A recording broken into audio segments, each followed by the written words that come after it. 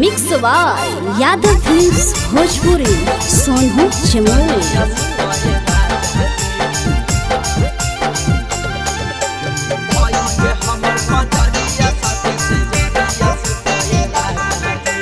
चढ़ल जवानी है अभी हमर लहरिया लुटाए राजा जी।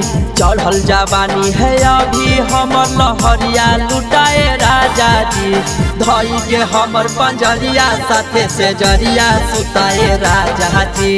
धई के हमर पंजरिया साथे से जरिया सुताए राजा जी। ओखरी में दे के धनावा रात भर कुटाए राजा जी। ओखरी में दे के धनावा रात भर कुटाए राजा जी। अधई के हमर पंजरिया साथे से जरिया सुताए राजा जी। धई के हमर पंजरिया राते से जरिया सुताए राजा जी।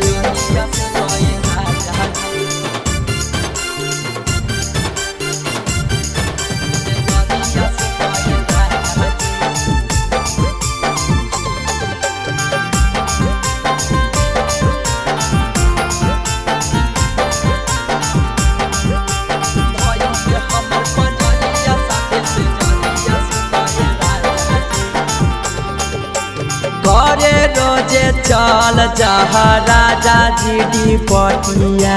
आ तोहरे बिना बीत जाए सुखल हमर रतिया।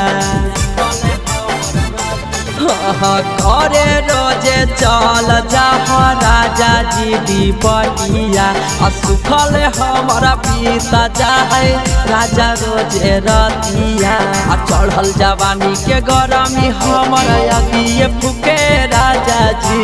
चढ़ल जवानी के गरमी हमर अगिए फुके राजा जी। अधई के हमर कमरिया जाते से जरिया सुताए राजा जी। अधई के हमर पंजरिया जाते से जरिया सुताए राजा जी।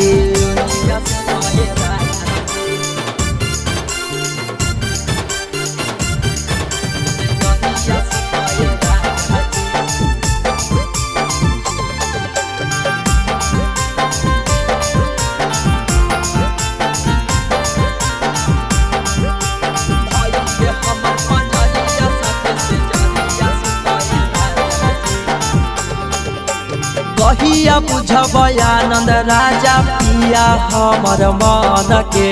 ज्यादा तारा सैबत जीमा कर देव नंदन के।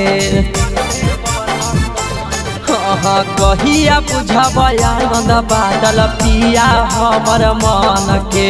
ज्यादा जे तर सैबत जीमा कर देव नंदन के। आपन कमावा करे में नहीं ऐसे चुकाए राजा जी।